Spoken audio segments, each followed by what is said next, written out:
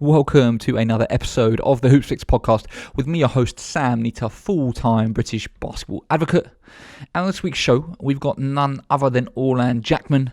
He has played all over the place and is currently a forward for the... trying to think of the name, Solent Kestrels, who have obviously been absolutely dominant in Division 1, but prior to that has spent time, a lot of time in different teams across the BBL, but also abroad in Germany, Portugal, and maybe somewhere else as well. But yeah, fascinating story. Lots to discuss in his journey.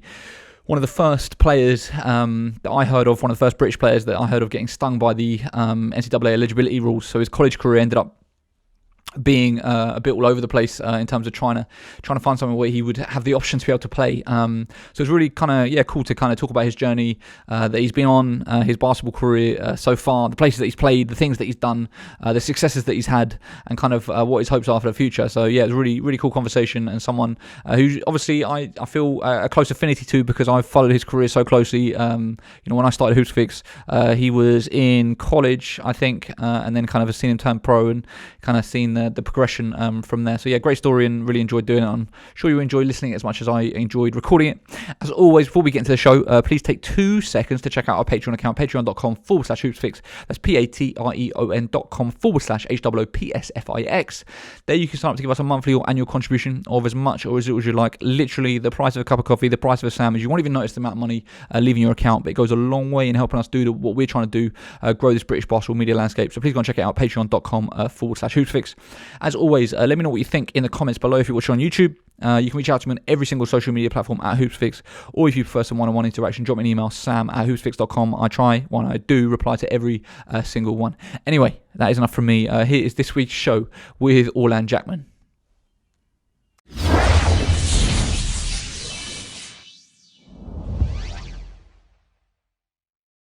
Orlan, welcome to the show. Thanks for having me, man. It's been a long time. It has been a long time. Just before we start recording, we're doing some reminiscing because, you're one of the guys that I feel like my journey has been very closely aligned with, in the sense of these 11 or so years that I've been running around doing this British basketball thing. Your career has been on a sort of it's been your entire career at the same time, college, and then obviously off to the States, and then in the pros. But there's a lot of stuff that obviously I don't know about your career, and so that's part of today is trying to get into all of that. And I think the place that I always like to start is the beginning, and asking your early years in basketball, what it was that first made you pick up a ball and actually start playing. It was PE really. I went to Homerton House. I call it Homerton College of Technology in Hackney. Was playing PE, and the coach at the time, the PE teacher at the time, and Mr. Richard Fergus was like, I think you could have a decent career in this sport. And I was like, yeah. I'd seen his uncle walking around school a few times, and I knew he was into basketball. That was the late great Joe Ikhinmwin. And he always told me that you look like you could play basketball. And then when Richard said it, I was like, all right, cool, let's try it.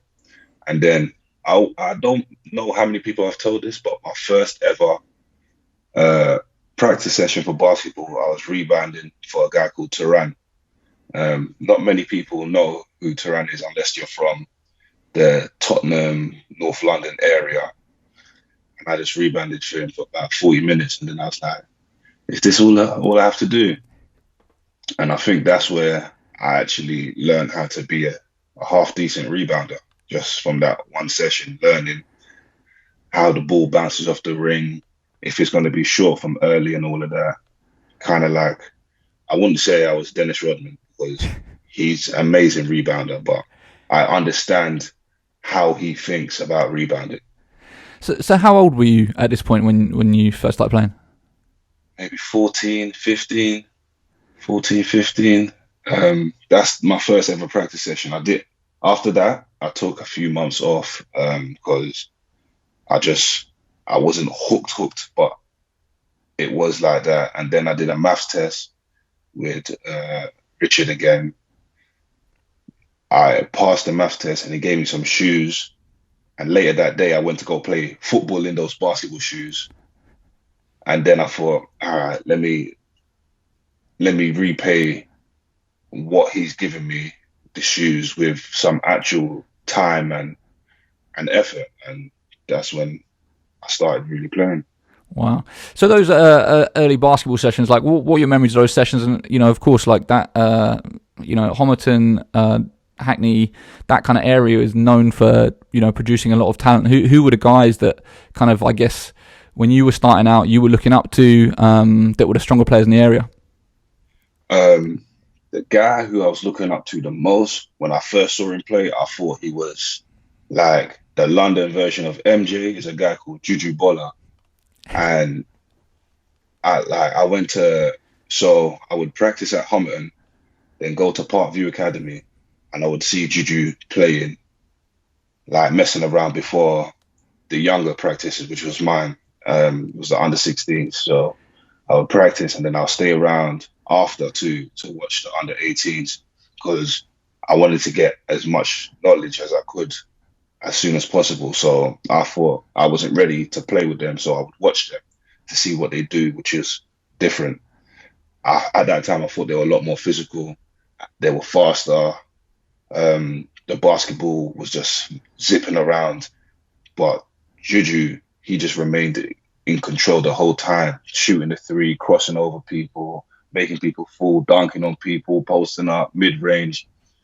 Like I said, I thought he was the London version of MJ. Do you feel like you had a natural affinity for basketball? Like, did you have a natural ability for it, or do you feel like you had to put in a lot of hours to kind of develop your skill set? With anything, you have to put in a lot of hours. They say 10,000 hours and then you're a professional, whatever it is. So I reckon I put in my hours, as well as having a passion for it. So it wasn't really putting in hours. It was doing something that I enjoy. So I didn't see it as putting in hours, but I reckon I had a knack for rebounding, and then everything else I had to work on. And then what was the state of sort of, I guess, London basketball, you in terms of the competitions that you were playing in? Like, was it junior national league? Was it just schools basketball? Like, kind of, what was the lay of the land, and what different levels were you playing at? So at that time, there was schools basketball, but Homerton didn't have a team, because it was just really me in my year. A year above was Paul Gwade, Patrick Mackey for a little bit, Laddie Brown. So they had a team, but my year it was just me and a few gangsters who I won't say, because who knows where they are now. So we didn't play English schools. We just played National League. We were in the Southern Division. That was Hackney White Heat. So we would play at a Parkview Academy, traveling up and down the country. Them times there, I hadn't really left London, so we were going up to Durham, going to Bristol, going all over the place, which really broadened my horizon, just being from London. So it's only National League, really, the Southern Premier. Have you got any standout memories from your junior National League career, whether it's your own personal performances or guys you were going up against and seeing other, from the competition? I don't really remember, if I'm honest. It all blurs into one because of the amount of training that I did. So actually, I do have one standout memory. We went to Durham, and Richard didn't like the way the referees were officiating. He thought we were getting robbed, to the point where at the end of the fourth quarter, he made us all stand up on the sideline. Like, the game was out of reach. We lost. We were losing, and the game was out of reach. So he stood up on the sideline, let them lay it up, took the 5-second count, let them lay it up, took the 5-second count, let them lay it up until the game ended. And Richard was just fuming. He was the whole entire game, that whole entire, let's say, 20-second period, he was cussing out the referees. Do you, obviously those were formative years in terms of not just your basketball, but also your own sort of personal development stuff. Are there kind of like key lessons that stick out in your mind of things that, whether it's basketball taught you or Rich taught you? I don't know, how much did you deal with Joe White? Not very much, because that was the last few years of him battling cancer. So I felt the love, because once I joined the club, everybody welcomed me in. I got to meet a few legends like Pops, uh, Drew, and all of these guys. Drew Sullivan, sorry, and they kind of explained to me who he was and what he had done for them. Other guys who I'm close to right now, like Laurent Irish and Perry Lawson, we talk almost daily, and he's Joe is El's uncle, so he would tell me stories, and we would link up. We didn't this year for his anniversary, and we'll have a few drinks, and the stories will come out flying. So I've learned a lot of secondhand information about how great Joe was. I've seen him around school, how much respect he had from other teachers and the students. He was just a big presence. But personally, dealing with him, I didn't have much interaction with him now. So what was your progression from there? Like, you know, in your mind, were you like, okay, the goal is to get to the States, that's the first step? Like, when did that start becoming like a thing in your mind, if it did? And then, yeah, kind of what happened? So the goal to go to the States really started when I went to Hackney Community College. That's when the goal to get to the States started. But before that, I was putting in the hours. So I would go to Homerton training, where it was just like 4 or 5 people, and we're just working on rebounding, shooting, kind of basic skills. Then I would get on a bus, either the 149, and I'll go straight into Tottenham. No, I would 149, and then another bus to go to Parkview Academy. And then I'll do the under 16 training there. And then after a while, I will go do the under 18s. And then after a while, I will do the men's. So I think it was Tuesdays and Thursdays. I ended up doing, let's say, 7 hours after school practice. Wow. So, and I would get home and I'll be knackered. My mum was like, where were you? I was playing basketball. Okay, as long as you're doing something, that's okay. And then, so I'll do 7 hours there. That's 14. Let's not include the games. So 14 hours a week, just practicing skills and trying to become better. And then, as you grow up in basketball, you learn more about basketball and learn more about the countries, and you learn more about who's who and where you want to go, and try to kind of map out your own career. So that's when I started watching the NBA, and I realized that America is the place to be. So I wanted to get to America by any means necessary. I then trialed for the under 18s England team at the first year group. So they do the 16-17, then the 17-18. I was in the 16-17 year group. I didn't make it. I was vexed.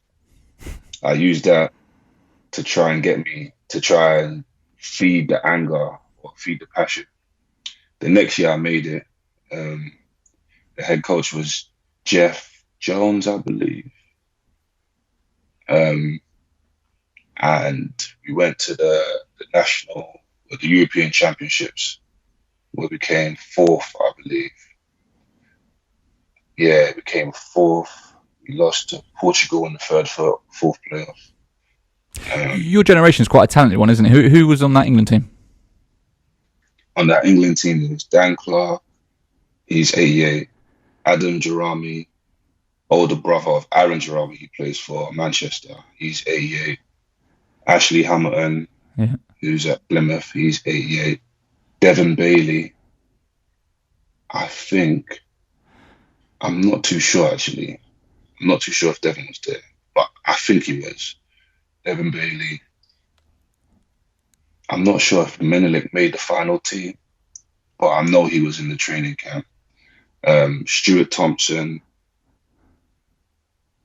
Yeah, I mean, it's a talented group for sure. I'm trying to think of who else, because I remember Stuart Thompson won the Sherborne dunk contest, so I know he was there. Yeah. Uh, I know there's going to be some guys upset that I missed out. We can come back if they come up. So you can't. So you did the Europeans, and yeah, like kind of the States. Yeah, that came when you got to Hackney. How did the move come about? Like, what was the process of actually getting you across the pond? So at the Europeans, I met a guy called Rob. A lot of people will know Rob through Grand Canary. Rob Ariana, yeah. Yes. And he put me in contact with a guy from California. The guy from California was like, I trust Rob with everything. Here's an I-20. You go get it sorted. I was like, what am I supposed to do with this? Researched it, looked it up on Google, and I was like, all right, this was after, I think it's my second year at HGC. So I got my stuff, got the I-20, packed my bags. I went over to California, San Diego. Well, above San Diego, a small town called Carlsbad. And that was prep school, right? Yes. And what was that? Yeah, what was that like as an experience? Like, going from London to California. Well, first of all, as much as a culture shock as I thought it would be, it wasn't really a culture shock. The thing that I was scared about the most was crossing the road. Because we taught right, left, right when you cross the road. What do you mean, right? Which way you look? Yeah, okay, yeah. Yeah. I remember I did that. I nearly got hit from the left side. Car speeded. I thought the zebra crossings don't mean the same thing. That was the main culture shock, not really the actual city and that. But yeah, playing over there was some skilled guys, but I feel as though I worked harder than a lot of them because they had been playing basketball their whole life, so they just didn't have that hunger yet. Well, they didn't maintain that hunger, I guess. Yeah. That's how I thought about it. And I just felt as though I worked harder than them. I had a 25-23 game at high school, 25 rebounds, 23 points. There's no way I should be getting 25 rebounds. I didn't feel anyway, but I did in that game. Yeah. Probably my first and only 2020 game. Were your numbers at high school good? They were all right. From an unknown. Oh, in my high school league, there's a famous Leicester Rider player, Tyler Bernardini. Oh, really? So I played against Tyler a couple times. He went to a high school called Parker, I think it was. Yeah.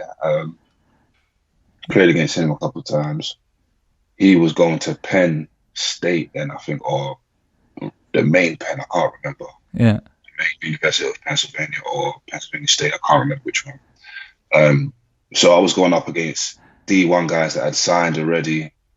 There was another dude, I forget his name, but he was going to some school in Malibu, a D1 school in Malibu.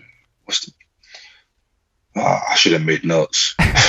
So for you personally, did you start getting interest from colleges and stuff like that? Like, kind of, how was the actual recruiting process?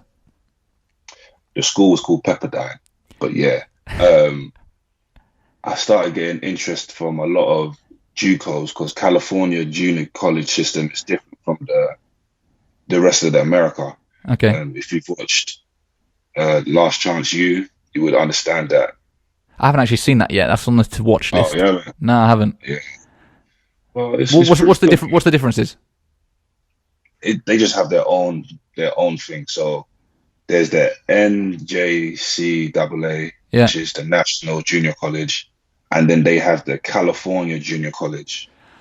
Oh, I think I have seen that. I do think that we've had some British guys potentially playing that competition. But yeah, go on. Yeah. So I had a lot of interest from them. I had interest from a couple of D2s in some UC D2s. But because of what I had learned, I just wanted to go D1. And I had no D1 offers. So I was like, I'll go back home. I'll get bigger, learn my trade a bit more, and then I'd probably get a D1 offer that way, which is what I did. I came back home. Signed with I Manchester, went right? to sign with Manchester because of the Jeff Jones link from the national team. And that Manchester team was stacked. People say that, but we had Stefan Gill, Tana Adu, me,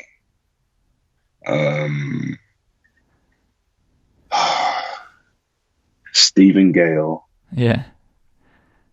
some Americans. So I don't know if it was stacked, but we had what we had. We won everything, so maybe it was stacked. And the interesting thing is, like, what made you think that? Because normally it's the opposite, where people think I have to get to the States to get the exposure to be able to get the looks to college, right? But obviously in your mind, you're like, okay, to get a D1, I'm going to go back to England, and there I'll be able to do what I need to do to be able to get the look that I'm looking for. Like, what made you think that actually being in England would put you in a position to get the scholarship that you were looking for? Because I would have been able. Well, I would have gone to like Manchester and worked on my craft diligently, day in, day out. I would have had gym access. I would have just been working. Whereas in America, I feel as though I didn't have anybody. So I would have been there probably enjoying life, not knowing, all right, this is where you go to work out. And these are the people you need to be in contact with to help you get to the next level. Whereas in England, I knew I had that. So I tried to remove the distractions. Being in Southern California is a distraction in itself. Yeah, for real. So I removed the distractions. I went to Manchester. So I knew I would have gym access all the time. I knew there would be good guys like Stefan Gill, who's a workhorse. You've seen Stefan now. He's still working. And I trusted Jeff Jones. Do you feel like you improved your game a lot that year? I felt as though I did. I became more aware of my body and what I could use to my advantage. So I knew I was a rebounder. I knew I could shoot it not good. So I worked on that, started shooting it. I knew when my shots were going to be short, so I ran after my own rebounds. So I got a lot of rebounds with my own shots. I knew I was pretty explosive, so I worked on my post moves. Whereas in America, if they see you as one thing, they just want you to work on that one thing. If they see you as a post presence, they want you to get big and beef up and become a post player. If they see you as a guard, they want to just work on your handles. There's not many guys that have the coach that will work with them to do both. Yeah. Because they're all about winning and not so much player development. So then you did that year. It comes to trying to get back out to the States. You obviously wanted the Division 1 offer. What ended up happening? So I wanted to go to D1. And I knew if I didn't have no offers, I would need exposure. So I thought, all right, let me go to JUCO, because that's the route that I would have gone if I was in Manchester. If I was in California. So up steps up another guy who was on the team, and I missed him out. I apologize. Duncan Ogilvie, DO training. Do training. This guy just won a world title. Yeah, that's cool. So he was like, well, my old coach, Coach Tom Mills, he's at a JUCO in Oklahoma. One of your guys is already there, Joe Ikhinmwin. And I was like, I know Joe. We've had some battles in East London Royals against White Heat, so that would be cool to already go there and know somebody. So I'll do that. He was like, I've seen your game tape. I've done some research about you. You seem like you're a stand-up guy. I will want you on our program. And I was like, cool. Send over the I-20. I know what to do this time. Did it. Went over there. Enjoyed it. Played hard. We knocked off a couple ranked JUCOs. And then once I was out there, I got privy to some game. Like, so apparently JUCOs are allowed to pay for your flights to and from home. Okay. Without breaking eligibility rules. So I got them to pay for my flights. Hopefully people watching this now, they could do the same thing. But yeah, at that time, it was 08, yeah, they were allowed to pay for flights. So they paid for my flights. Started working in the library and in the gym to get some extra pocket money to do things outside of school. And JUCO was a lot. They say JUCO ball is the toughest, and I want to agree, but some of the toughest players that you've never heard of will be in JUCO. Why is that? Is that because they're not eligible to go elsewhere, or like what's the reason? Behavior and school grades. Yeah. So you'll see some of the toughest guys there, but yeah, will not lie to you. How much of a difference did it make having Joe there with you? It was amazing having Joe there with me. We made a friendship that to this day, like when the season ends, he'll come and check me, or I'll go check him at his house, or he'll come to my house, and we'll just talk about the old times. We'll talk about what we used to do in Oklahoma, which will stay in between us. There's a couple of stories that I will say. Just London slang, like we'll be talking about people. That's why I'm wary about whenever people are speaking in their language around me, because they could be talking about me, because I've done the same thing, speaking English around English speakers. And we just get it. It was just fun. It's like he knew what I was on, I knew what he was on. It was just fun. Yeah. So you do 1 year at Seminole State? Or 2? Yes, I did 1 year playing. Yeah. The second year I broke my foot. Okay. So what point did game. In the second game? So you missed that whole season? Yeah, I redshirted that whole season. Injury redshirt. Or medical redshirt, sorry. Yeah. And then the plan was then to be able to take that second year of your eligibility at JUCO the year after that? Take the second year of eligibility at JUCO, or depending on what offers I had, take 3 years at a D1. Okay. And what ended up happening? So I had a few offers from D1 schools, Stephen F. Austin, because we had a guy who signed from Stephen F. Austin. He came to our JUCO the second year. We had a few D2s, so UCO in Oklahoma, a couple D1s, Tennessee State. So in my head, I thought, all right, I might not be eligible because my school shut down. My secondary school shut down and I can't get my GCSE grades. But I've got my college GMVQs and A1s, because it's A1s and A2s to make the full A levels. Yeah. So I've got those, but I won't be able to get my GCSE grades because the institution, the Homerton College of Technology, was shut down, blown up, rebuilt, and it's a whole new school. So they probably wouldn't have my records at the new school. So I thought, let me go to a D2 school. So I signed with a D2 school called Newman Jets, Newman University in Wichita, Kansas. So throughout this whole process, I was going through the NCAA eligibility center. They were asking for this, asking for that. What were you doing there? What were you doing there?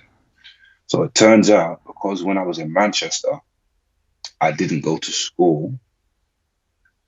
That's when my 4 years had started. All right. So California, Seminole, 1 year left. Wow. And I was like, okay, that's how it works. You guys have screwed me. Yeah. I was like, it is what it is. I could either cry and be upset or figure out a way around it.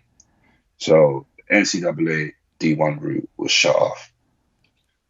Then somebody from a school called Oklahoma City University, which is NAIA Division 1, hit me up. This whole time I was in Oklahoma, Matt Guymon was at Oklahoma City University. Okay. Winning national championships. And he was telling me about it. So I heard about it. Matt Guymon, who is my coach right now, by the way. Yeah. Do you know what? I never actually thought about that. That's mad. That's mad. Mad. Yeah, that's crazy. Go on. So we would chat every now and again. We tried to link up, but Seminole's in the middle of nowhere. And when you're in Oklahoma City, you're not going to go to the middle of nowhere. Yeah. So I don't blame him too much. So they were like, yeah, Matt Guymon was here. We won 2 national championships back to back. He's got a ring. He showed me his ring and like, yeah, went on a visit. And I thought, I could sign there. They were like, yeah, we could offer you could redshirt the first year because I spent the first semester in Kansas. Okay. And they were like, yeah, you could redshirt the first year and play 2 full years. And that would have taken me to 2013. Yeah, I know. Look at the notes. Yeah, I'm just trying to work out the timelines. Yeah, carry on. Go on. That would have taken me to 2013 graduation. Yeah. So this is September 2010 to December 2010. And then I moved from Kansas to Oklahoma City January of 2011. Okay. Intending to redshirt. So we had a practice. I just arrived. I had something to eat, but they took me to my apartment. For those who know about Oklahoma City University, Cokesbury, shout out to Junior Williams, he went there too. I stayed in Cokesbury, apartment 214, with the international students, because I was an international student. So it was me and some Arab guy who had Arab money. He was crazy. He used to do a lot of things, but that's for another time. So the next day we went to practice, and I kid you not, I don't know if people have had these practices when they just don't miss. I had a practice where I didn't miss. At the end of practice, the coach was like, yep, you're not going to redshirt this year. If you can play anything like that, you're not redshirt. I was like, I hope you realize, this was a really good practice for me. I'm not that kind of shooter. I don't come off screens and hit threes while being contested.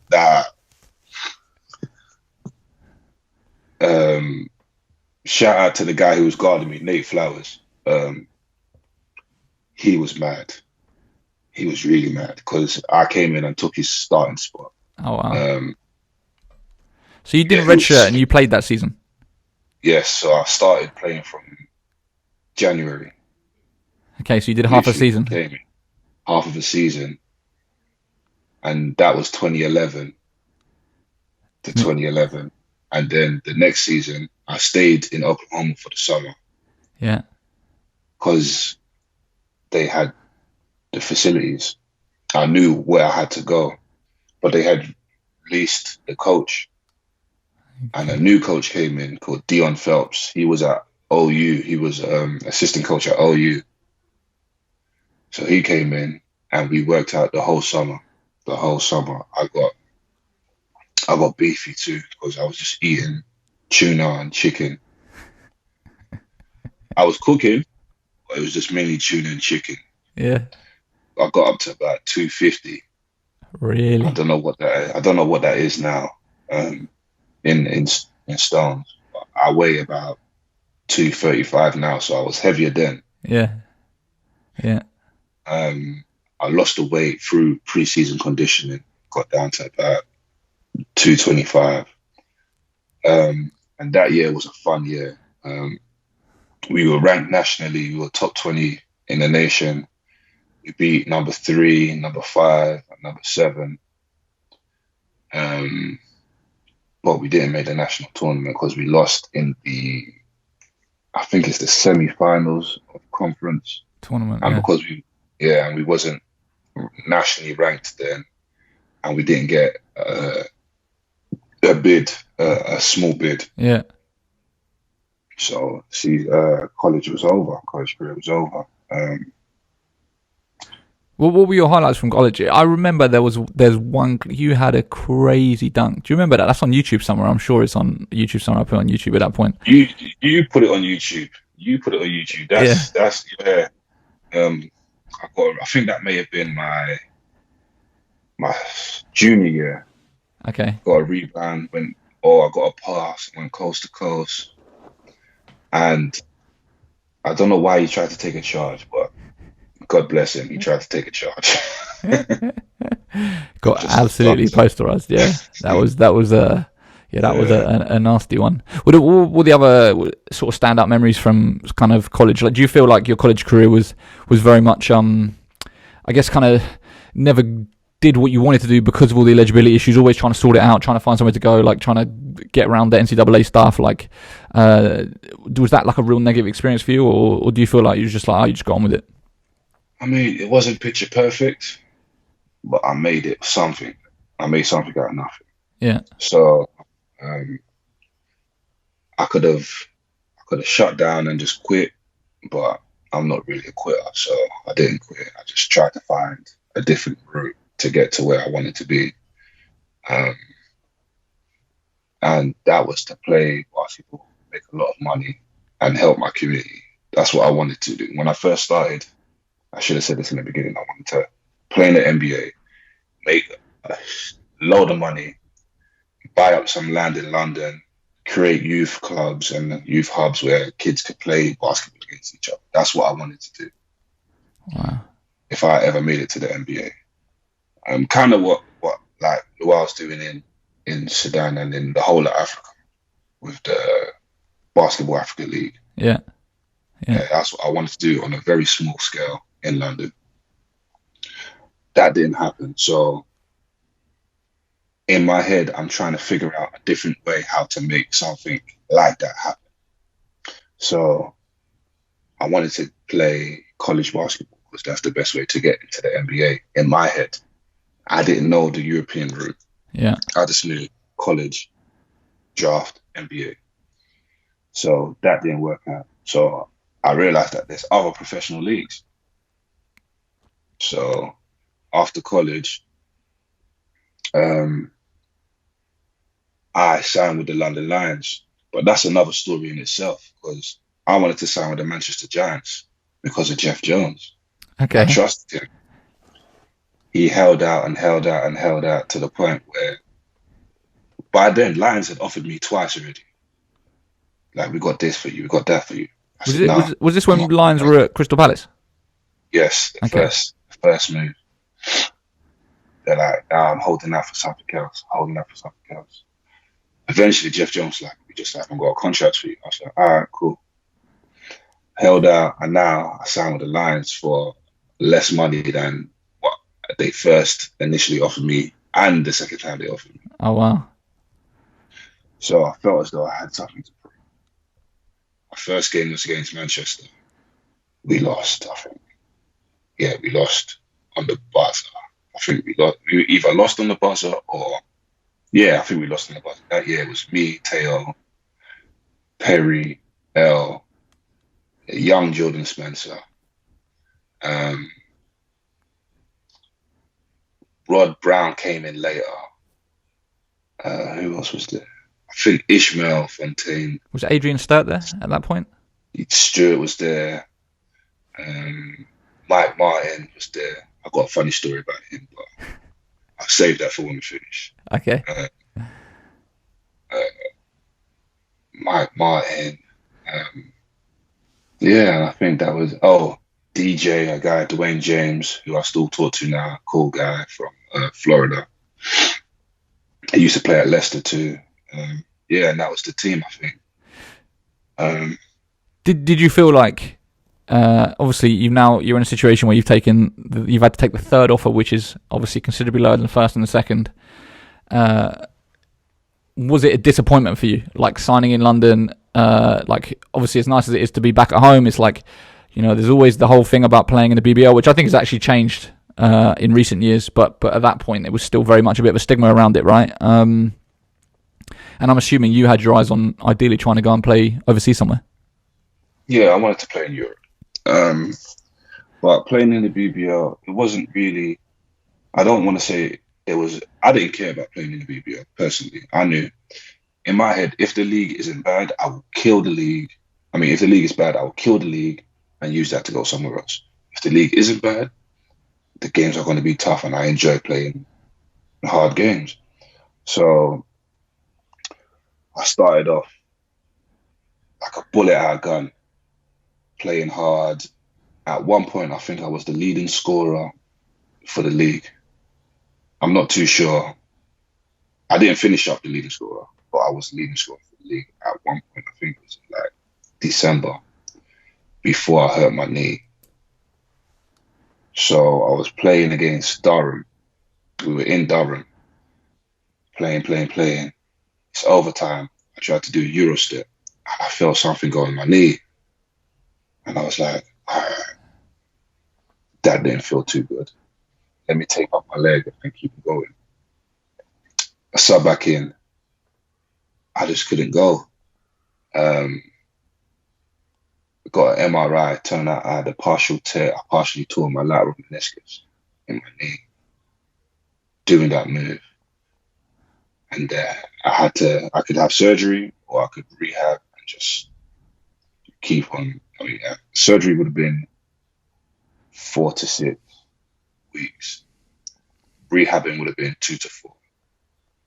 So I chose the rehab because whenever you have surgery, you take something out, something else could happen. That's how I think about it. Mm-hmm. And I didn't want to have surgery second time. I already had surgery for my broken foot, so I didn't want surgery again. So I didn't have surgery. Once I got hurt, I think we didn't score as much, which is when Vince started to look at bringing somebody else in, which is when he brought in Rod Brown. He brought in Rod Brown, Joel Barkers, and a big French guy. I forget his name. Nuno Pedrosa was there too. This big French guy played maybe 2 or 3 games. I got a story about Nuno too. I saved his life. I always tell him whenever we speak, every now and again, I saved his life. How did you save his life? So I didn't really save his life. I just called the ambulance. But I'll explain the story anyways. It's like 9 o'clock in the evening. Nuno's like, hey, OJ, man, something's wrong with me. I was like, go to sleep, man. Because he's a lot older than all of us. So you go to bed at like 9, 10, and then sleep from night. Wake up early and work out and do your thing. It was like, I was like, go to sleep, Nuno, man. Nothing's wrong with you. It's like, okay, OJ. He knocked on my door at 1 o'clock. It's like, OJ, man, I feel like I'm dying. I was like, you feel like you're dying? All right, cool. Something's wrong now. I called the ambulance. I go with him to the hospital. He had kidney stones. Oh, really? Yeah, he had kidney stones. So they gave him some medicine to pass the kidney stones. And if anybody doesn't know what kidney stones is, apparently kidney stones is the closest pain a man can get to childbirth. Is that what they say? That's what they say. Wow. And so you saved his life? If he didn't knock on my door and I called the ambulance, he would have been dead. He could die from that. I don't know. I'm not too sure. But that's what I say. Amazing. Yeah. So that summer of 2013, which was after that. So it was 2012, 2013. You were with the Lions, right? That was your rookie year. Yes. Yeah. So then in the summer of 2013, that was your first call up to the GB Senior Men to training camp, right? Yes. And that was at St George's Park. That was the flush, pretty plush facility. Oh yeah, they changed the indoor football stadium. Well, the indoor football court. I guess it'd be a court, indoor pitch, into 2 basketball courts. That's when head coach Joe Prunty was there. I got to play with guys from my secondary school who I never thought I'd get to play against. Remember, I mentioned Paul Guade. Okay. So I'm playing it with Paul Guade now, and I'm thinking, right. I remember, I think I told him this one time at airport. I remember looking up to you, like thinking, right, if I ever get as good as Paul, I'll be happy. Now we're playing in the same national team, training together. Wow. How was that? How was that experience? Did you feel like because that was the transition period, like post the Olympics? It was obviously Prunty was brought in. You know, a bunch of guys that had been the core of the squad for the however many years and run up to the Olympics. Obviously, had kind of wanted some time off and stuff. And then the next stage was it was Eurobasket, wasn't it? That they were training for. But yeah, like how was the whole experience? Sort of getting that call up and I guess playing with those guys at training camp. The whole experience was amazing. There was still a bit of money in the national team program. I think it's a bit more than it has now, but I'm not too sure. Yeah, they'd got a little bit of extra. The funding had been cut and then it got reinstated. They did have a little. Well, they definitely did because they spent I don't know however many tens of thousands to build a custom built basketball court in St George's Park, which wasn't even a basketball court. So there you go, exactly. So that was fun. I wish if I could do it differently. I think I would have not been so, I don't want to say aggressive with the head coach, but asking him so many questions. So there was a few games when I didn't play and I didn't suit up. So I approached the head coach and was like, if I'm not going to suit up, could you let me know earlier? Or because I had family watching the game and I wanted them to see.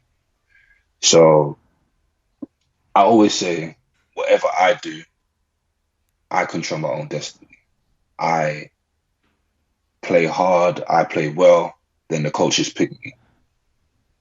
If I don't play well, then the coaches won't pick me. Yeah. So I don't blame anybody else or anything. So with that, I feel as though that may have rubbed him the wrong way. I feel as though. But then so we played Puerto Rico at the Copper Box. Mm-hmm. I didn't suit up for that game. The next day or the day after, we played them again behind closed doors, and I played in that game, and I played really well. So off of the back of that game, I think they sent Gareth Murray home and a few other guys home, and I made the final.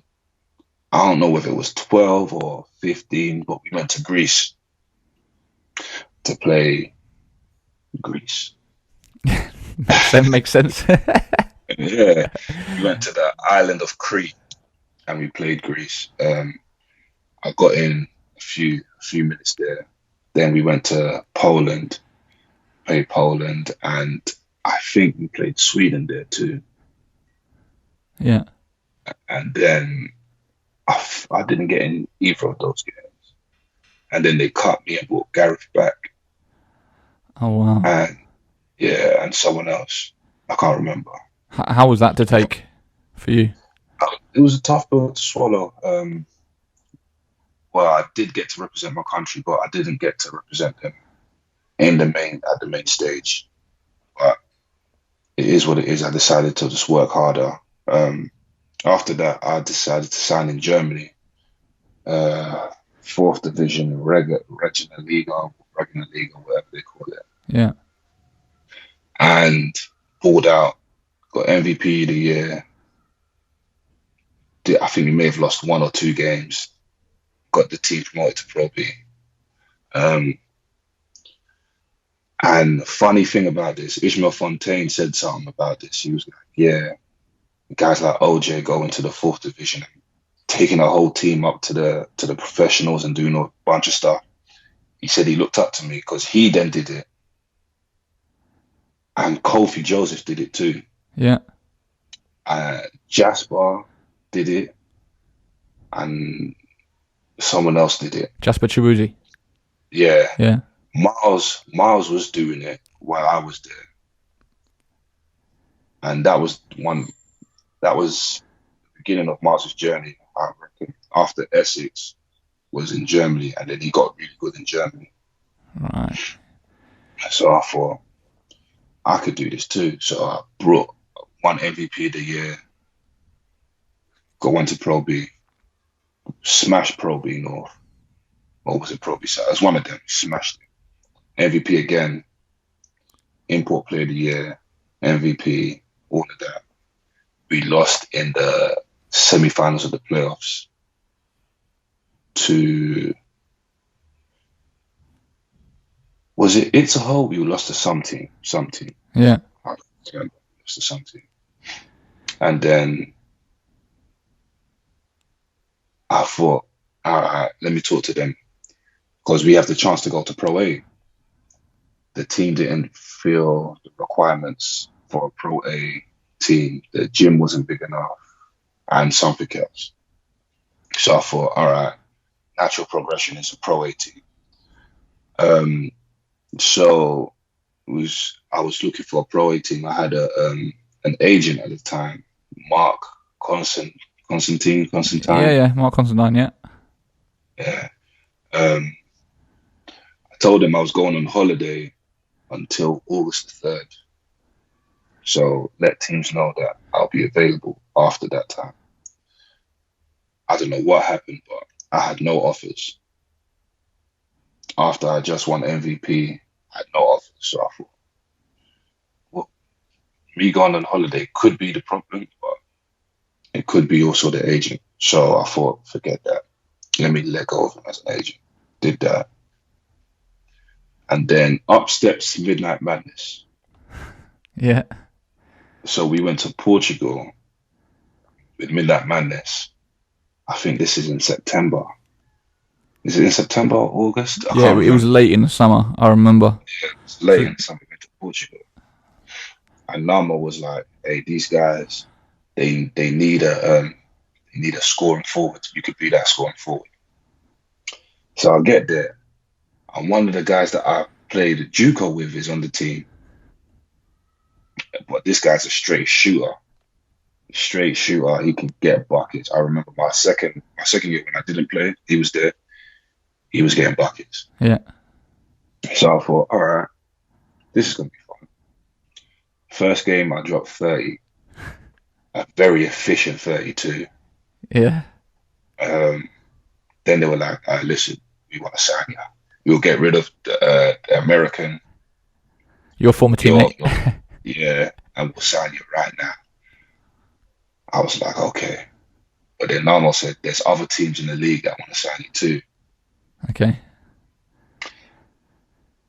But me being the person that I am, I came to try out with this team. So I'm not going to then go sign with another team. That's just how I am. Like, with the Jeff Jones situation, I try to be loyal to the people I know. Yeah. You value loyalty, yeah. Yeah. So that happened. It was like a 3-day tournament. We played there 3 times, whooped their ass 3 times. Then I came back home. I told them, I was like, listen, I'm not sign with them. Tell them to hurry up and send me the stuff. They were slow playing until about October, November time. Jermaine Forbes was out there already. Okay. So I get out there. We're playing. He was like, I know you can score, but we need you for defense. I was like, okay. This wasn't what we agreed to, but you're the coach. So he got me as a defensive stop. We played in Benfica. Something Cook. I can't remember his first name, but he used to play for Oklahoma City Thunder. And I hold him to about... Omar Cook. Is it Omar Cook?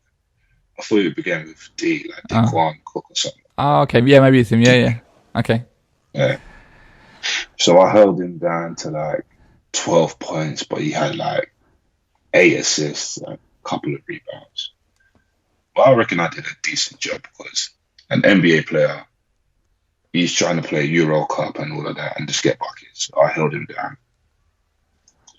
The coach was like, you should have scored more. I was like, well, We've got another small forward who likes to shoot the ball a lot. We've got a power forward that doesn't really like me. He just doesn't really like me. I don't know why he didn't like me, but he just didn't like me. And we've got no plays that's for me. So I was like, all right, cool. Next game, I'll score more. Next game, I have 29. We got up by 20 going into the third, and I sat down the whole fourth. We lost by 2. The next day, the coach pulls me into the office, and the GM's like, "Yeah, we're gonna release you." I was like, "All right, cool. That's how it goes. It's a business, and I understand."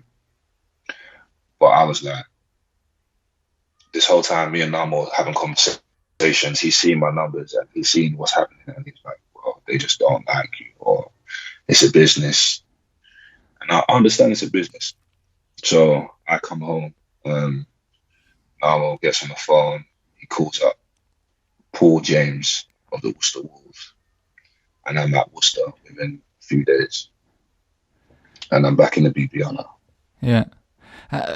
Did you feel disappointed that your stint over in Europe had kind of come to an end and you were back in the BBL, or did you feel alright about it? Were you just looking for a better opportunity? I was alright about it. I didn't want to play in the lower leagues, but that was the Portugal top league, and we were going against Euro Cup teams like Porto and Benfica. But I was alright playing in the BBL because I knew I'll be able to do more for my city in my country. Yeah. So playing in the BBL, Worcester was a crazy year. I had a few decent games. That led to me signing to Newcastle. So I signed to Newcastle. We won the cup, got to the playoff finals and lost. Signed to Cheshire. And we won the BBL Cup again. So I think I'm the first person to do it back-to-back with 2 different teams. Okay. But the run is mad. So I'll tell you the run. First team we played, I think it was Bristol. I'm not too sure. We beat Bristol. And then the next team up is Newcastle, who I played for. Beat Newcastle on the buzzer. Hit a buzzer beater. Beat Newcastle. Next up is London, who I played for. London came to us and whooped us by like 12, 13 points. So we had to go to London and win by more than they beat us because it's the aggregate score, total score.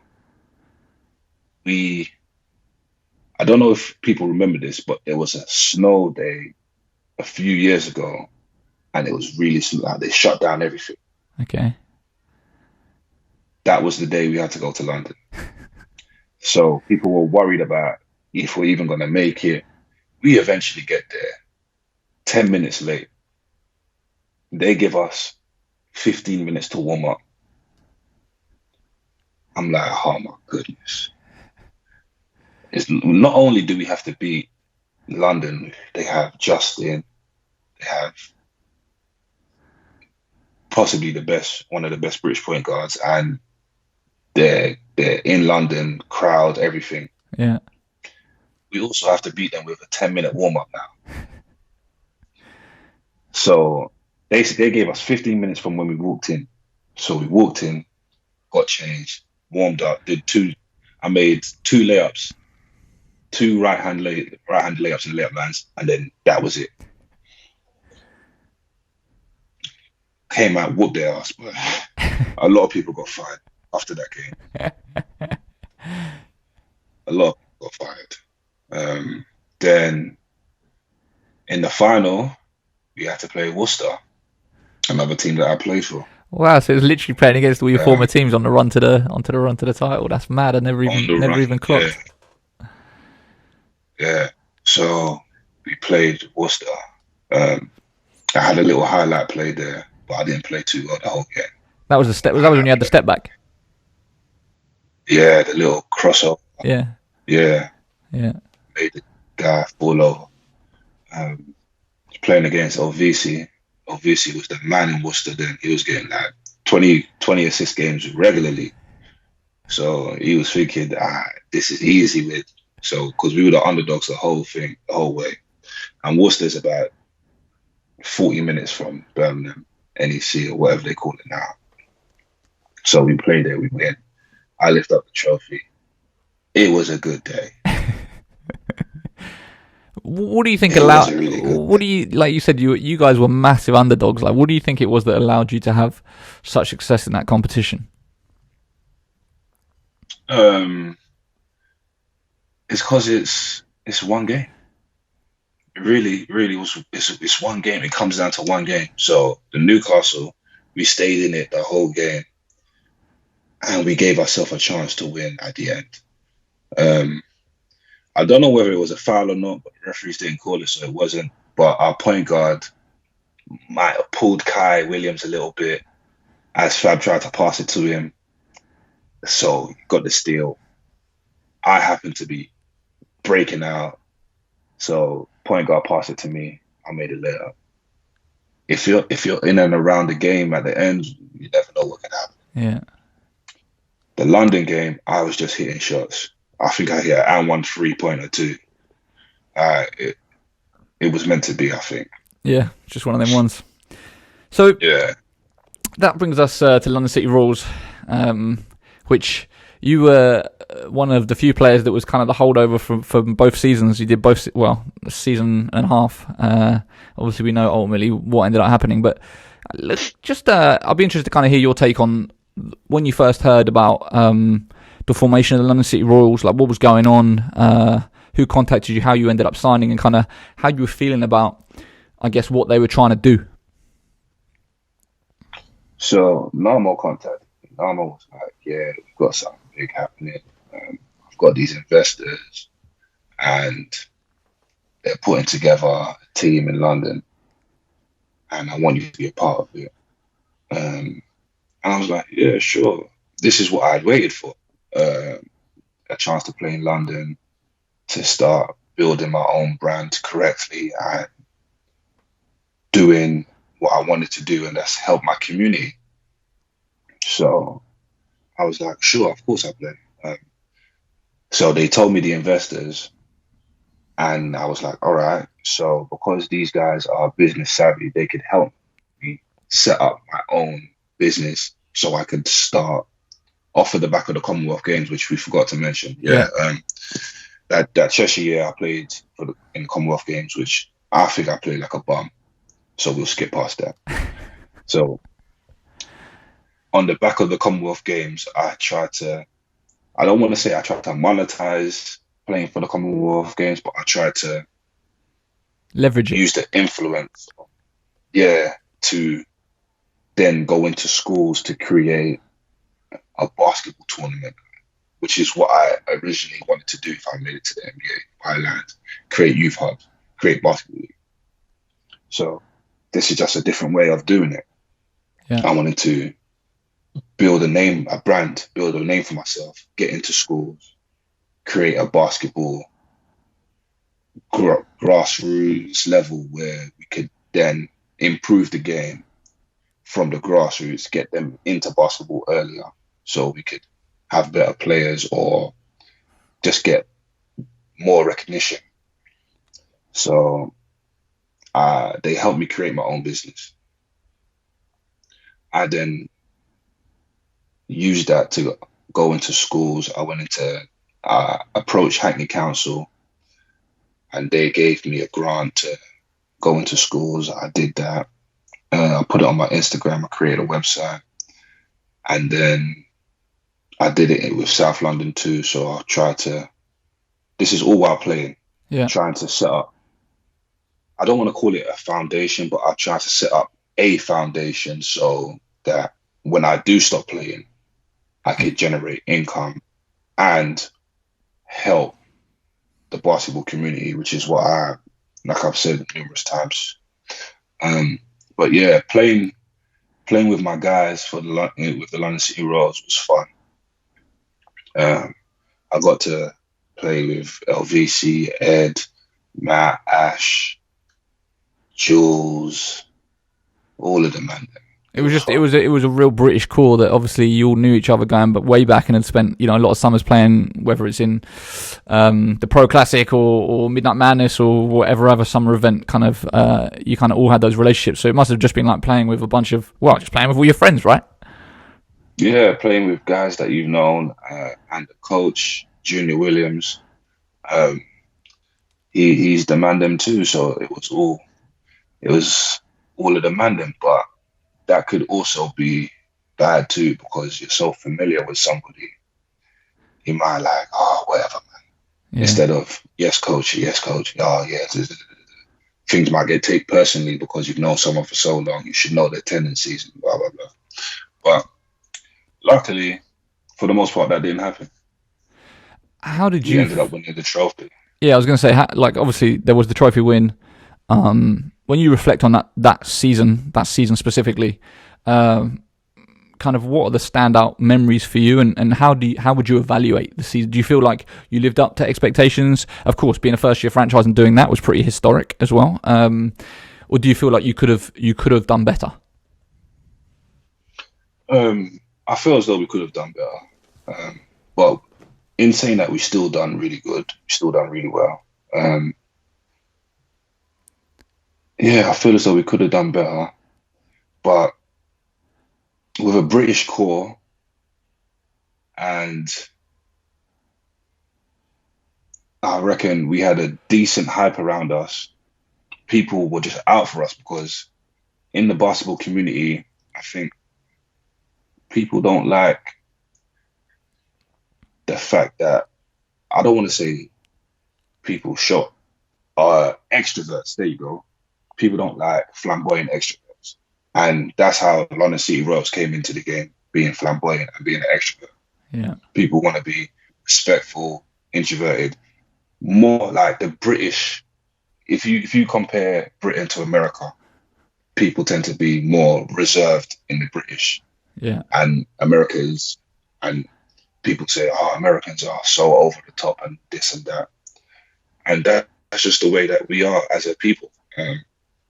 So whenever we don't conform to that, people just dislike it. Yeah, because it was the whole force for change thing, wasn't it? So there was like this whole thing about sort of transforming British basketball, and there was definitely negative comments around that where people felt there was an arrogance, which again, like you say, it's not even necessarily an arrogance. It's like, well, what do you want them to do? Come in and say we're really aspiring to be a mediocre basketball team? Do you know what I mean?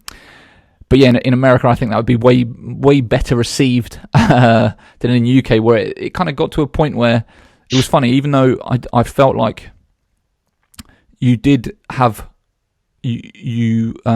support from people that would never have previously gone to BBL games, like from their personal relationships with you guys or whatever, like that they wanted to come and watch you guys. So I did think that there was a level of tapping into a new fan base. There was also definitely people that were rooting for your downfall, that didn't want to see the team succeed, that felt kind of weird about it. Yeah, from day one, there was like, oh, this team lost 1 season, 2 seasons, 5 seasons, all of this, all of that. And ultimately, I guess they were right, but they weren't right because of they knew the ins and outs. They were right through the hate. And it's just sad to see, man. Yeah. It's sad to see that people would rather people lose their jobs than see a team be successful. And just because people are a bit over the top or they're not to your liking, let's use that. They're not to your liking. So, and it's not to your liking because of anything in particular, just because they don't feel conform into the norm. Yeah. I assume that when you first signed with London City Royals, because obviously, like you just said, there was a whole part of building your own business and building a sort of base to be able to transition into when you stop playing. The intention was to be there for multiple years and sort of play out the rest of your career there. Yeah. So initially, I signed a 2-year deal. Other people signed 2 years, 1 year, 3 years. I'll leave them to tell their story because it's not for me to say. Yeah. But yeah, that's what I signed, 2 years, on the base that if we do well, I'll get a contract extension for another 2 or 3. And then that's where I want to end up. And that's where I want to finish playing. So when the second season started, and some of the guys weren't there, I was a bit worried. Yeah. But like I said, I understand it's a business because I've been through it. So my business is my business. Their business is their business. Yeah. So I carried on with my business. And ultimately started playing for and not getting paid. And then when that was, so the money was running out and then the business had to close.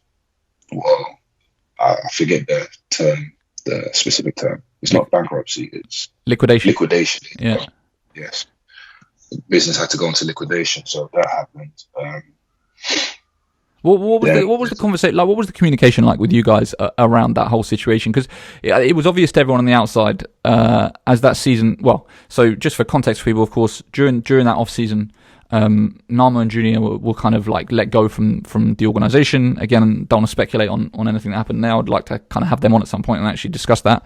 And so Lloyd Garden was brought in as the new head coach, and it was clear that it's almost like the owner was trying to start afresh. And then as the season went on, it started becoming apparent that like there was a game that was missed, wasn't there? I think that was the first sort of big one where it was like a fixture wasn't fulfilled. And then there was kind of all these rumours going around about players not getting paid and stuff. But like, what was the communication with you? Like, were you guys aware? Like, were you being told, you know, we're on real shaky ground at the moment, we don't know if we've got enough money to do this thing, like, or was it just a case of like you were just showing up and not getting paid and just waiting to be told or what was going on? So it was like that. We didn't know what was going on, and I personally told the owner, listen, if you don't be transparent, if you're not going to be transparent, people are going to start disliking you. Yeah. So be transparent. Let us know. So we could either do things, put things in place, or just leave. And a lot of it was falling on Lloyd too, because Lloyd is our point of call.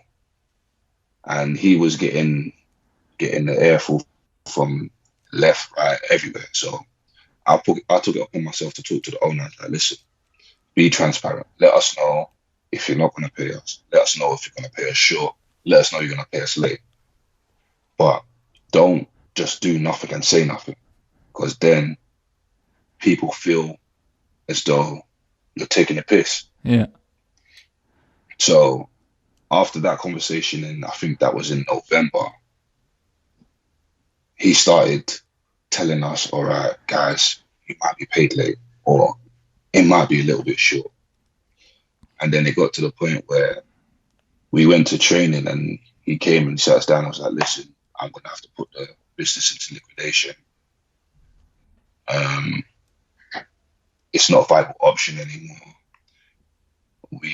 We had some investors pull out, and it is what it is. Essentially, that's me just paraphrasing. Yeah. What was your guys' reaction like to hear that the club had folded? Like, was it on the cards for a few days beforehand? Like, you kind of knew it was coming, and then it was just a confirmation. Sort of, were you already starting to look at other options where you could potentially sign? Like, yeah. Well, whenever you're not getting paid your full wage, you find out why, and if it's a money issue, then you try and make arrangements so that if something was to happen, you're okay. Yeah. So I had started making those arrangements. I was thinking, all right, if this could happen in basketball, then I've got to probably find a secure job where I could provide for my family, because at the time my lady's pregnant.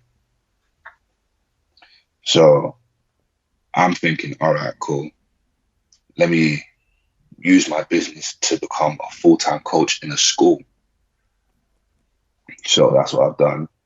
And in doing that, I've spoken to a few D1 teams that are local-ish to me, so I could train in the evenings and still play. And one of the teams that I spoke to was Essex. So I said, listen, this was probably in like November. I was like, if anything happens with the Royals, I would want to sign with you guys. Mm. So I told them that, and they were like, all right, cool, yeah. Wicked, we could do that. I hadn't seen their record at the time because I thought it was still the Essex Leopards that Laddie and David still played for. And I was like, all right, cool. It happened, and I was like, all right, cool. Remember what I said back in November? I'm here now. Let's see what's going on. 1-16? What's going on here? I was like, oh.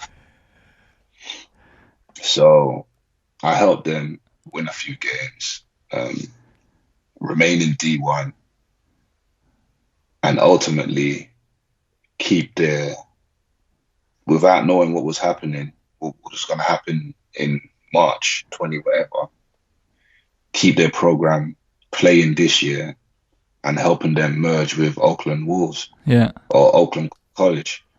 So I spoke to their owner about it, Dave, and he was like, yeah, it still would have happened, but I don't know about that. I'm just kidding. I believe it. and so coming through to this season, obviously you've signed with Solent, and you're doing the commute, right? You're travelling down from London. Yes. How's that been? Is it manageable? Yeah, it's manageable. They gave me a work vehicle and a fuel card, so I don't really have to pay for fuel to get there. Yeah. It's about an hour and a half. And I was thinking to myself, in an hour and a half, I could get to the other side of London. So to get to Southampton in an hour and a half isn't too shabby. Yeah. I swear, in London, we all take for granted, like, it's like there's an assumption that if you're travelling somewhere in London, it's going to take at least an hour, and you just don't think about the fact that that's actually quite a long time to get somewhere. Do you know what I mean? That's a whole hour. That's a very long time. So if I use that and just add a bit more, like 30 minutes, and now podcasts are booming and all of this, so I don't even listen to music. I listen to podcasts. Yeah. So if you got any podcasts you could recommend, hint. I can recommend plenty. The one we're on right now.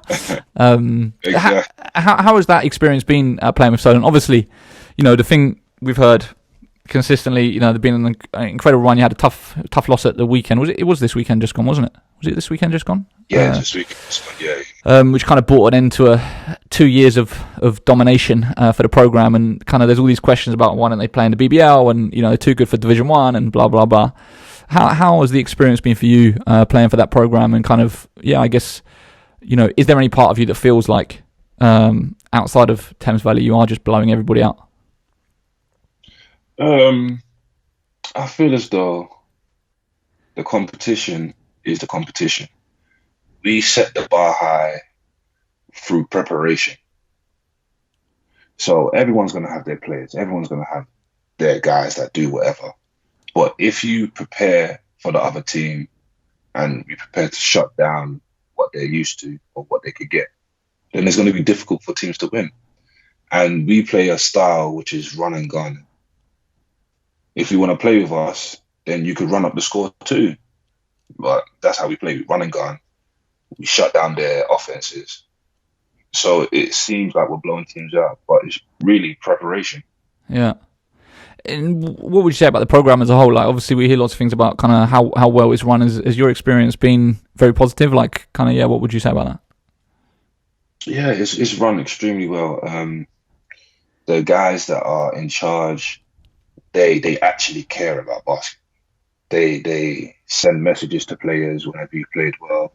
Messages, keep your head up whenever you've not played well. Yeah. The schedules dealt weekly, so we know what times we have the gym and what times we can shoot. everything's run systematically, and they've got a good relationship with Solent University, which is why it works out so well. And I feel as though in British basketball, unless you have your own facility, you need to have a great relationship with the university for things to work out really well. Yeah, for real. How have you found playing for Matt Guymon? Playing for Matt is really cool. Like he lets us rock, basically. He lets us do what we do. He prepares us well for the game. Yeah. And he's my mate. I've known him for a while.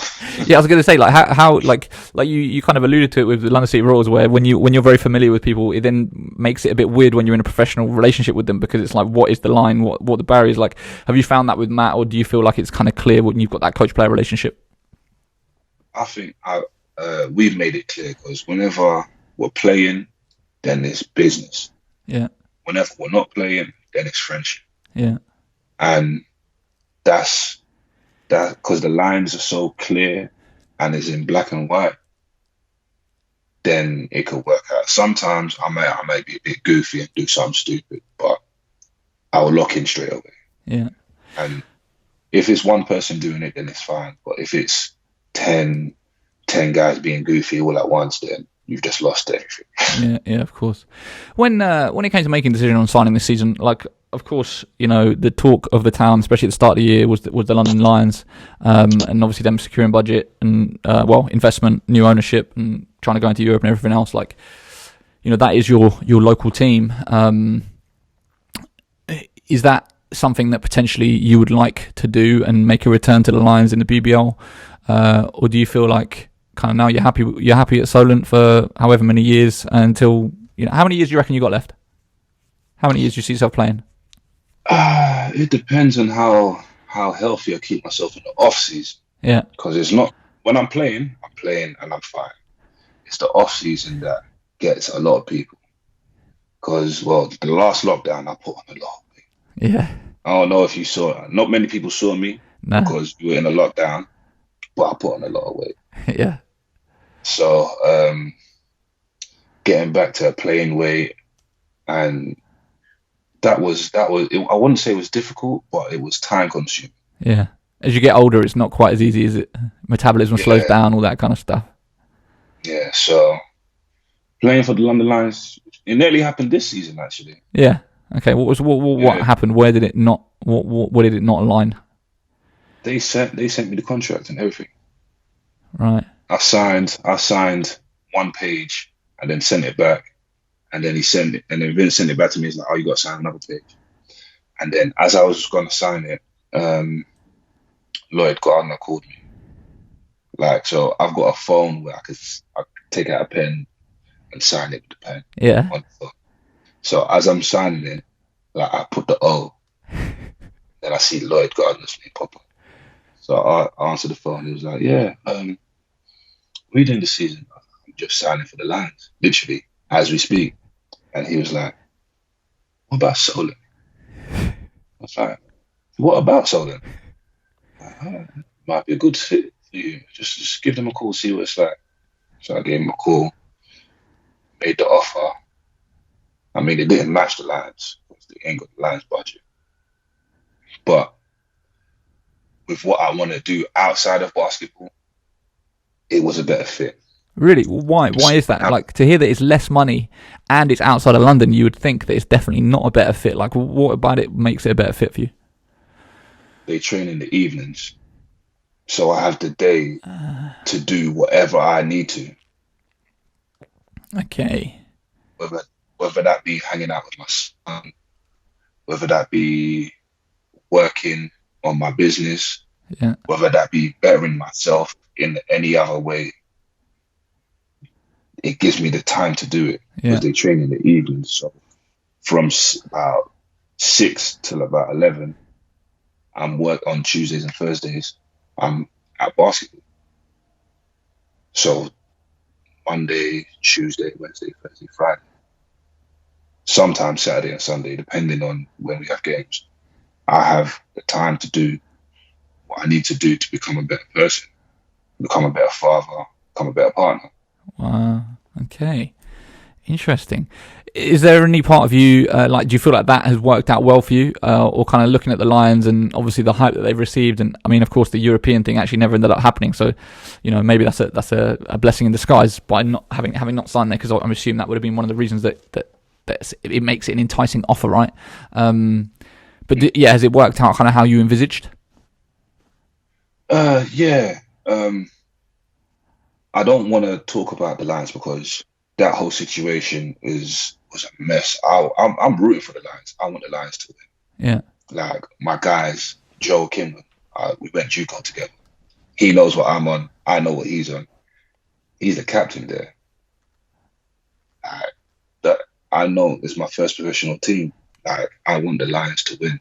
I want them to be in Europe. So whenever that happened, I was devastated for them. Yeah. Because I'm for them. Yeah, yeah. If we have a team in Europe, the league is better. Whenever Leicester was in there, I was rooting for Leicester, even though I'm in the league. So yeah, I wanted Leicester to smash everybody up. Yeah. And then when they play me, they lose. That's what I wanted to happen. Yeah. But it was upsetting. But yeah, it's worked out because I'm in a school coaching now, passing on the knowledge. And I'm trying to set up games between other schools, but it's just impossible with these COVID restrictions and risk assessments and all of this stuff. Yeah. I was going to say, how is the sort of the building that base that you're trying to build before you end up stepping away from the game, like building your business and stuff? Like, how has that been going? It's going well. It's going well, man. I have furloughed myself though, so okay. Receiving some money from the government. Yeah. Because I can't work in schools because schools have really been shut. They only just now reopened. Yeah, of course. So yeah, it's tough times in at the moment. Hopefully, I think everyone's kind of rooting for a return to normality at some point. Before we start looking to wrap up, just I guess a broader question just on British basketball in general. I'd be kind of interested to kind of hear your overall take on how things have been doing. So, for you as a player, having spent so many seasons around the game here at every different level, from whether it's GB to the BBL to Division 1 to obviously the summer scene, what would you say about kind of British basketball? Do you feel like things have been improving over the years? Do you feel like there's still a lot of room for improvement? Kind of what would be your overall take on the state of the game here? So when I was first in the league, way back when Desmond was on in 2012, we had Sky games regularly. I don't know if people remember that or they just want to forget it, but we were on Sky regularly. Like it was good. Like it was on the up. Then I don't know what happened. And when I came back, it was the BBC red button. And now we're back to Sky, which is good. So from when I started playing to now, it's gone down and then come back up to a level. I just feel as though we need to put more players back into the business side of basketball, and mix the business-minded people with the players so they go in the right direction. Yeah. Because if it's business-minded people, business only care about business. The players care about the game. Combine them two, and we have probably a recipe for success. Yeah.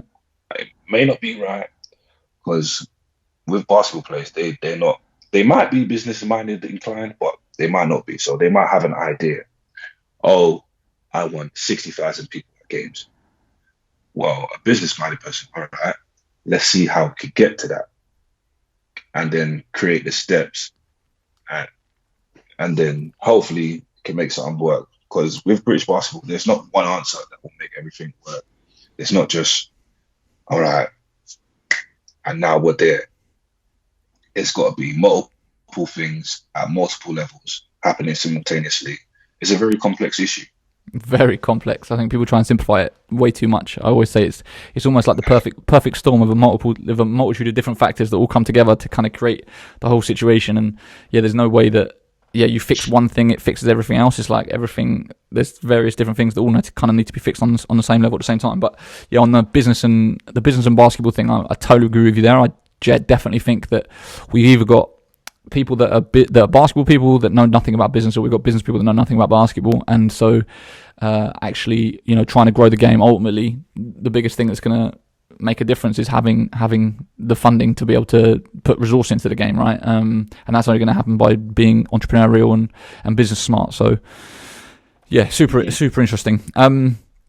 Okay, I've got some quick fire questions for you as we begin to wrap up. We're coming on an hour and a half here, so I don't want to go too long. And we're going to start with what is your favourite basketball memory? My favourite basketball memory is not even my basketball memory. Somebody else. Vince Carter? So, I've got two, actually. Okay. One is Kawhi Leonard and one is Vince Carter. So, this was in about 2005. Vince Carter dunked the hell out of Alonzo Mourning. I remember I started screaming. This is like, remember, NBA comes on at like 1 o'clock our time. Yeah. So I've jumped up, I'm hollering and screaming, oh my goodness, did anybody just see that? And then my mum wakes up, what's going on? Are we being burgled? I was like, no, mum, Vince Carter just dunked at somebody. She threw something at me. She came downstairs and threw something at me. I was like, oh, my bad, I'm sorry. That's one. Yeah. And the second one was the Game 7 winner from Kawhi Leonard. I've never seen that. I've never seen a Game 7 game winner. Possibly. I don't think many people have. Nah. That was the photo. The photo is amazing. Of that moment where it's bouncing on a rim and you can just look at all the different reactions everywhere. It's kind of it's incredible. I don't think anyone has there ever been a Game 7 buzzer beater game winner. I'm not sure. I wouldn't be able to tell you off the top of my head. But if there has been, it was very, very rare. The rarest. So, yeah. Interesting. Okay, so best coach you've ever played for? The best coach I've ever played for. It's a difficult one because I played for a lot of coaches. Let's say my high school coach is my best coach. What was it about them that separated him? So Coach Huggins, he essentially let everybody play to their strengths. And it's kind of similar to Lloyd. He didn't want to insult people by saying, all right, that's not your strength. He would say, all right, who's better at certain things? Are you a better dribbler than our point guard? No. All right. Are you a better rebounder than our point guard? Yes. All right, so let's do that. He dribbles, you rebound. Because I reckon coaching, as much as coaching is about X's and O's, it's about player management. 100%. You can know all the X's and O's, but if you can't get the players to actually play for you, you've got no hope, right? If you can't manage certain people's personalities and connect with them, then it's difficult to coach. Yeah. The best British player that you've played with or against? The best British player that I've played with. The best British player that I've seen play and played against is probably Joe Freeland. Yeah, good shout. When did you play against him? Hosanna tournament during Christmas one time. Oh, wow. Need to dig up all that old footage. There must be so much gems in there. Yeah, sure. The best individual performance that you've ever witnessed? The best individual performance.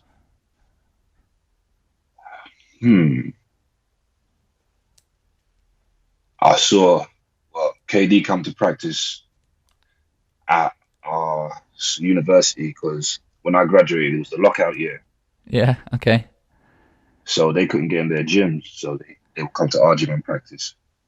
That was MVP KD too. Regular season MVP. That was the best individual performance I'd seen. This man just didn't miss. But he was playing against college kids instead of NBA defenders, so Yeah, I think a lot of the times it's so easy to forget that there is no scrubs in the NBA. Do you know what I mean? Like, it's only when you see them against sort of regular civilians. I don't know if you saw that clip that was going viral the other day of Brian Scalabrine, like a few weeks ago, playing against some random, and he just gives him work, and he's overweight and he's out of shape, but he's still giving guys work. And it's crazy. People forget. It was 11 zip, right? Yeah. Yeah. These guys are just next level. Yeah, 100%. And then finally, for you, sort of the future, like the next 3 to 5 years, where do you want to be? What do you want to be doing? Hopefully I'm still playing if I treat my body right. Raising my son to be a great member of society. And hopefully I'll have a couple basketball teams, teaching the next generation how to play the game right and just how to be a decent human being. That's the plan. That is a perfect place to leave it. Orlan, thank you so much for taking the time. It is much appreciated. And hopefully at some point this summer, during the rest of the season, our paths will cross and we'll see each other in person. Definitely, man. Take care, sir.